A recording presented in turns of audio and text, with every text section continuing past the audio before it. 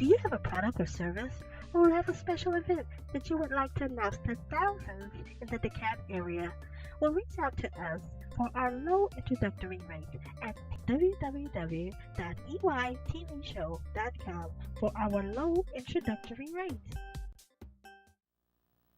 Welcome to another edition of the Mantle of Leadership, which is a special edition of Express Yourself TV. I am so honored to have this privilege to host and sit in for my dear friend, Miss Daisy. You all know her. And so we are excited today. My name is Pastor M.J. Easley, and we're so excited to have a panel of some distinguished men, and we're going to discuss a topic today: your word is your bond. I want to let you know that the views that we have and opinions are not that of Comcast or their affiliates. They do not share the same views or opinions as we do. But we do express today that God's going to do something great. If you're sitting there and you want to let your girlfriend know, your friend know, your brother know, we're on. Tune in. We're so glad to share this time with you, and don't miss a moment of it today. Awesome.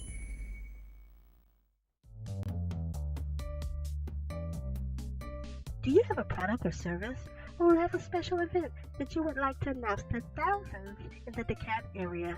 Well, reach out to us for our low introductory rate at www.eytvshow.com for our low introductory rate.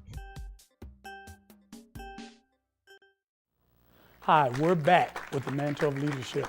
It is a special edition again of Express Yourself TV show.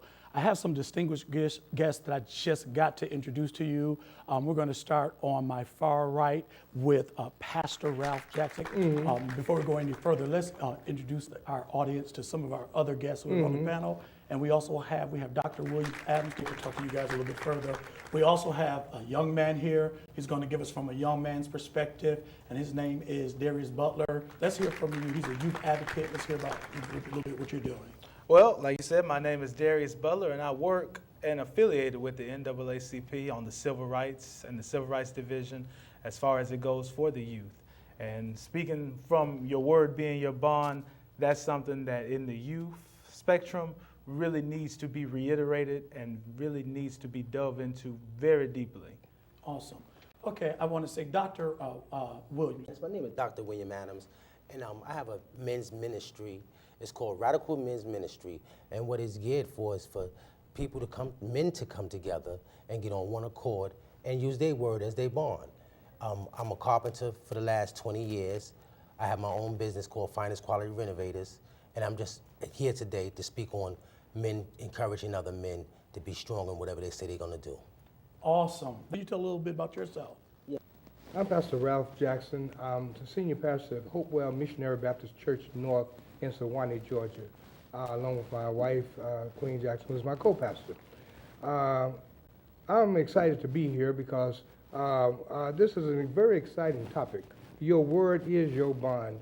We've heard this many times, but how many people understand what that really means? Your word is your bond. That your word is your bond means that I'm speaking the truth to you. So when someone tells me that their word is their bond, I'm believing what they're saying is going to be true. I can take that for that. However, as a new church startup here, we're finding that everybody's word is not their bond. We have had a lot of promises made that have not been kept. But see now, he mentioned earlier that we're going to talk about in your ministry and in your work. And in my work, I am a real estate agent. I've been in real estate for 22 years. And unfortunately, in real estate, your word is not your bond. Your earnest money is your bond. You have to put up earnest money, and then we trust you, because your earnest money is, as in the Bible it says, surety. Your earnest money is surety. So then that becomes your bond, because unfortunately, if there's nothing to lose, you may not stick to it. But when it comes to friendships and relationships, there should not have to be anything to lose except that person's cohesiveness with you. Pastor Jackson, that is awesome. I don't want to jump this. What, Dr. William, what do you, when you hear the phrase, your word is your bond, what do you immediately think of? Well, first of all, I'm from Brooklyn, New York, so that right there, that's one of the sayings from my growing up, is when we say my word is my bond, that means There's no lying in it. There's no denying in it. There's always pushing forward into whatever I agreed to. It means I'm agreeing to something to you, and I'm going to push forward and, carrying that out, whatever it was. So when I hear the phrase, "My word is my bond," now that I have turned my life over and I think about, where I'm going and where I'm trying to be at, I see myself, if I tell somebody my word is my bond, then being, having integrity in what I'm doing and carrying out what I said I'm gonna do and making sure that I don't drop the ball. That's what, to me, my word is my bond means I'm not dropping the ball. I have the ball in my hands, I'm gonna take it down the court, and I'm gonna score the basket, and this is what it is. Awesome. You said something key, and I really want Pastor to really deal with this, Ralph Jackson, right quick about integrity. What is integrity, and how important is it for us to have it? Integrity is a measurement. Integrity is a measurement of how a person can gauge you, and how they can go move forward with what you're doing. If your man doesn't have any integrity, then he is not worth of it. He's not worthy of anything, because it goes back to your word. Because see, unfortunately, your word today, this phrase meant something a long time ago, and that's what everybody did back in the day. But today, your word is not your bond, and it's not limited to just from one man to another. It's limited even in your marriage.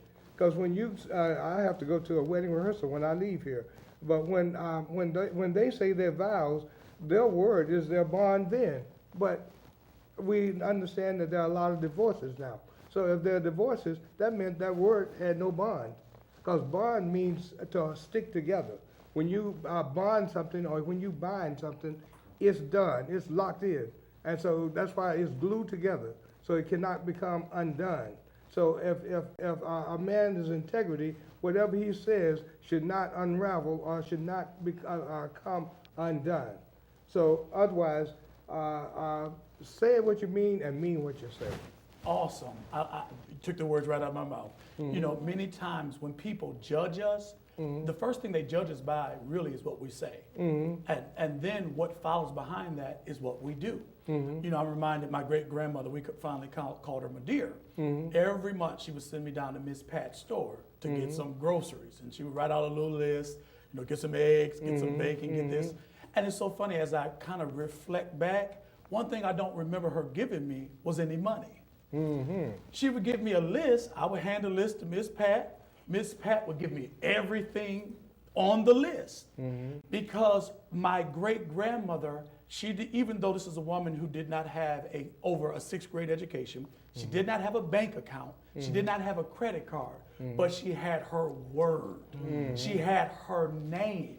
And because of her name was so consistent, that I could hand a list with no money and get exactly what I needed. I believe I have learned that credit is not the problem. Everybody wants a 700, 800, 900 credit score so they can get what they want. Anybody can extend you credit. Credit is not the issue. Your character is the issue. And so even as men, even as husbands, as fathers, as brothers, even amongst ourselves, we have to work on the integrity of our character. We have to make sure that what we say is what we mean, and what we mean is exactly what we say, and our behavior and our actions follow. Darius, would you agree? Yes. One of the big factors that you touched on was the word consistency. Yes. And that is where, and oftentimes so many of us are lacking in the consistency of our word. Wow. We say we're going to do this. We might do it one time and say, okay, we'll do the same time next week, Tuesday, 3 o'clock. And the consistency is just not there. We're showing up late, or we're not showing up at all. And especially in the youth department, I see it all the time. Consistency with the words that are coming out of your mouth is not there.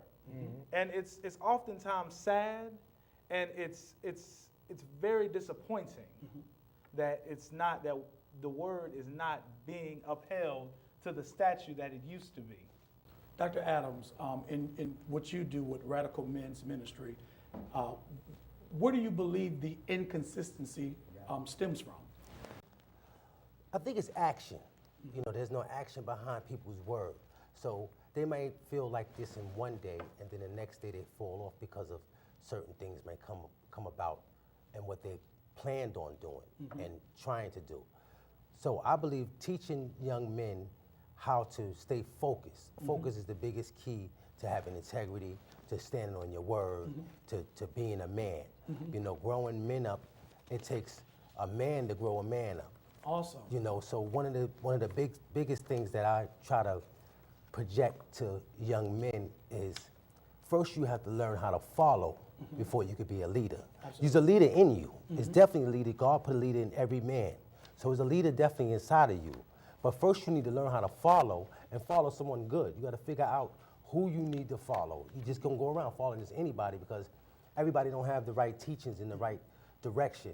And direction is one of the biggest things that, you know, us as men, we need. And a lot of times, because we men, our shoulders stick up high, so we don't want to feel like we can listen to another man trying to tell us and teach us the right way to go. And once we can put down that pride and get behind ourselves and start to see and know and understand which way we want to go, that, you know, there's no ending to it. Okay, can we just get raw for a second? You know, we all men here, right? Right. Right. Right. Okay. Why do we as men have such a difficult time being true and transparent with one another? You know, we put on for one another. You know, most of the time we buy a car, not because we even like the car, because we think you're gonna like the car. The woman that we pick is because we think that you like our woman, we want her too. The house that we live in, most men, and I'm not saying all, but a lot of our lives, we live to impress one another. But we have to build a forum where we can just be weak, be vulnerable, be transparent, be needy. Because we all, even as men, I know we're the providers, I know we're the head, but we have needs as well. And sometimes I just need pastor. Sometimes I just need doctor. I need my brother. I need your ear. Why do you think that we have such a difficult time coming to each other when we really do have needs? Pastor, let me start with you. Oh, okay. Well, one of the reasons we have such a hard time is, you touched on something I used to say 30 years ago. I said, you're talking about the house and all. I used to say, we buy our clothes to impress others. I used to say that 30 years ago. And people said, no, I buy my clothes for warmth. I said, well, why don't you buy this big wool suit that you got? Wear that big wool suit you got. No. See, it's out of style. You buy to impress others. And that's what it is. We have been always had to impress others. And if we're not do that, and see, the other thing is, it's hard to be transparent. Because when we are transparent, people can see things. We have always had to hide things because growing up, we were taught differently than women. We were taught to be men, and women are taught to be women. So therefore, we had to hide things. We couldn't cry. We had to hide. We cried, but we wanted to cry. And even today, a lot of times we want to cry, but we can't because we were taught as little that real men don't cry. Big boys don't cry. The mama used to tell you, big boys don't cry. Absolutely. So even though you wanted to cry, we had to hold that. So then otherwise, we develop wounds. And see, when you have wounds, wounds open up, and wounds have stuff coming out. If you have a wound, stuff comes out. We don't want people to see our wounds. We don't want stuff to come out. Our anger, our fear, our weaknesses. We want to keep all that to ourselves. So that's why it's hard for a man to be transparent because really of the way we were taught. We have to pour into our kids differently today. We have to start early and pour into them because that's when the learning curve starts, not when they're teenagers, not when they're grown. It really starts early because that's why Jesus said with a child's mind, you can pour into a child and they'll listen to everything you say. So we have to pour the right stuff in them early and then they will follow that. It will stick with them. Awesome. I totally agree. And honestly, what you're telling me is when you ask, being taught as men, we're taught to be tough and suck it up and man up and don't cry. Really what you're teaching your child is to lie. You're teaching them not to be authentic and true to their emotions, to express themselves. Pain is okay, but healing is even better. So just because we're hurt doesn't mean we won't heal. That's right. As we begin to delve into this conversation a little bit more when we come back from our break, I want you to sit tight. I cannot wait for this next topic that we're going to get into. Please wait and sit right there. We'll be right back.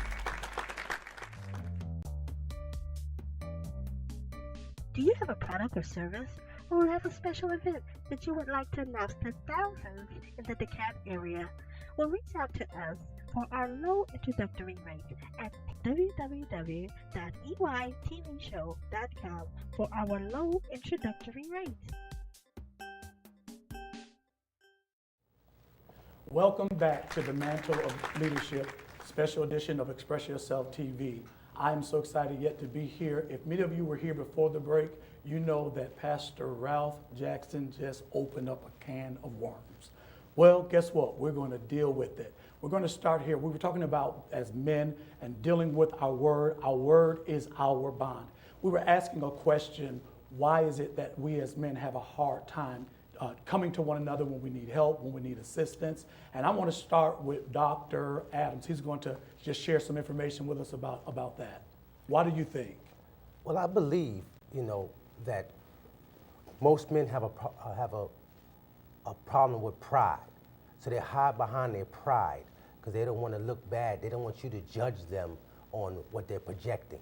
Wow. So most of the time, they're trying to project something to convince you that they're not, that they're more than what they really are. Mm-hmm. And they want to, they're more than what they really are. And it's really sad in a way because most men, they hide behind their feelings. We need to get really in contact with our own emotions and let ourselves go and be free, because once we become free to ourselves, then we can be free with others. Then we can start to walk that way that God called us to go. And that's what I believe. I think that's an awesome point. You said something. Most men, we hide our feelings. I want to ask, do you think hiding your feelings, or showing your feelings, I should say, is a sign of weakness? Absolutely not. No, I don't. I greatly agree with what Pastor Jackson said. It was, early before the break, he made the comment about we hide behind what we say, and then Dr. Adams piggybacked off of that.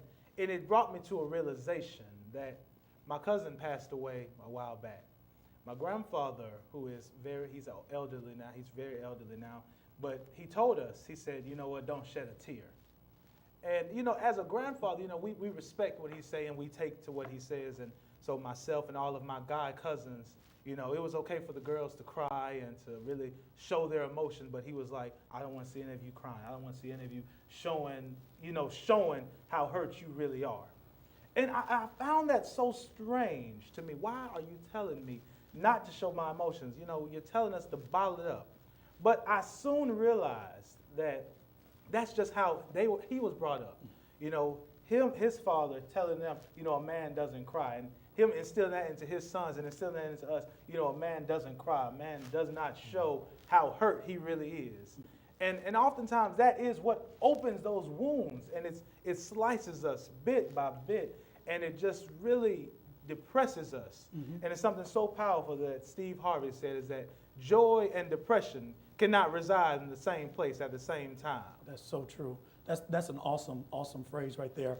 Mm-hmm. I'm sitting here thinking about our emotions, and when we think about marriage and relationships, and I know I do counseling, and I'm sure maybe Dr. and Pastor counsels as well, relationships and marriages. A lot of relationships fail or succeed because of one thing called communication. Yes. Mm-hmm. If you have good communication with your spouse, with your wife, I promise you have the building blocks of a good relationship. But when you fail to communicate your desires, how you feel, what you think, it creates a block in that relationship. Mm-hmm. And so we're talking about your word is your bond. But what happens when the man has no words? Mm-hmm. Baby, how you doing? Sweetheart, do you need anything? And we sit there, I'm fine. And we're not fine. What we do, we're perpetuating a lie, because we know that we're not fine. We know that we're hurting, but we're not sharing our emotions. We're not sharing our mind, our thoughts. And so we're not allowing our wives or our spouse in. You know, and so with that being said, with the lack of communication, how do you begin to tell a man? How does a man begin to open up? What, Pastor, how would you advise a man? Look out, tell our viewers, how would you begin to open up? Okay, well, the first thing is sit down and pray and ask God for strength, and then realize that it's no longer about who you're trying to impress. It's about you and your spouse or your friends who you want to be, because that it is okay to open up. You've got to understand within your own self, within your own mind, that it's okay to open up and show your emotions. That it's okay to cry, because real men do cry. Real men eat quiche. Even Real Jesus men, wept. Jesus wept, the shortest passage in the Bible. But the most powerful one in the Bible is that, like you said, Jesus wept, because he cried. So everybody cried at Lazarus' death. He cried, but it's okay to cry, and it's okay to open up. And when you open up, you'll find that you'll be received, because that's something that the women have been waiting for all along. You thought that they were going to jump down, call you a wimp, and think less of you because you opened up, but you're going to find it differently, that they have been sitting there waiting so then you can move on, because a relationship is just like what the word means. Relationship means to relate, and relationship is an interaction between two or more persons or two or more things. So if you're not interacting, as Pastor Easley said, if you're just sitting there like that, you're not interacting. So, and interacting is another word for communication. So, but if that's what relationship means, is to communicate, to interact and relate. That's what we got to do. Pastor Jackson, that is phenomenal. That's awesome. That's some great advice. Now, we're advising the men how to open up, but I do want to talk to my ladies for a second, if I can. If I could just advise you and help you in this. I remember years ago, I have a story for everything if you haven't noticed. Years ago, my mom, she was dealing with breast cancer, and me and my brother, we were getting ready to wheel her down to the operating room. And the doctors and the nurse, they were all around us and prepping us and telling us everything to expect. And we got to a certain place, and they would not allow us past those doors, because everything in that room had to be sterile. Everything in that room, the only people allowed in the room were those who were going to be partaking in what needed to take place in my mother. So my love did not constitute or qualify me to go behind those doors. And many times women, you feel that you can love the heck out of us, or you can love us and heal us through your love. And sometimes all you have to do is create an environment that is safe for us to open up. That's all you have to do. Sometimes it's not in what you say or in what you do. It is just being there to let us know that we can be transparent. We can be open. And I love what Pastor Jackson said, and not have to suffer ridicule or be thought of as being weak or sorry or not man enough for you. And so I would say, if you're dealing with a man that you're struggling with who is not opening up to you, that you might want to check, and I'm not saying that you're guilty, but check the environment, check the atmosphere, that you're not nagging, that you're not complaining, that you're not pushing him into a place where he feels that he cannot confide. And I will say this, men may not confide in you, but we will find somebody to confide in. But you want your husband, you want your mate, you want to be the one that he comes to. And so that's what I would suggest. Do you agree, Darius? I do. And it's really funny that you bring up marriage. I was earlier this evening watching a show, and I can't for the life of me remember what show it was, but I was watching that show, and the host of the show was saying that in 40 years from now, we are not going, the idea of marriage will no longer exist.